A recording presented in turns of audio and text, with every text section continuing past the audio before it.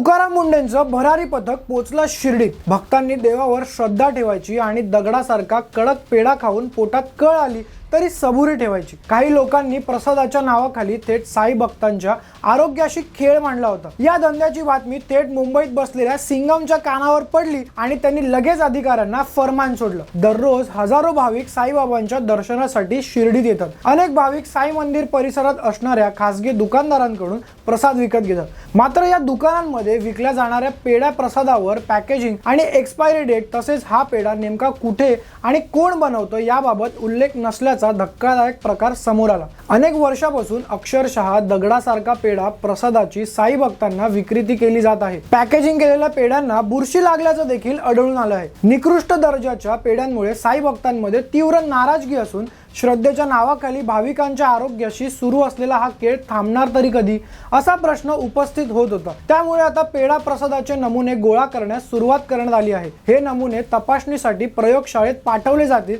आणि त्यानंतर दोषी आढळल्यास पेढा उत्पादकांवर कठोर कारवाई होणार आहे। प्रसाद विक्रेत्यांकडून उत्पादकांची माहिती घेण्यास सुरुवात करण्यात आली आहे। अजून अशा कोणत्या संस्थांच्या अन्न विक्रेत्यांवर कारवाई व्हायला हवी कमेंट्समध्ये नक्की सांगा आणि अशाच महत्त्वाच्या अपडेट्ससाठी सबस्क्राइब करा जबरी खबरीला।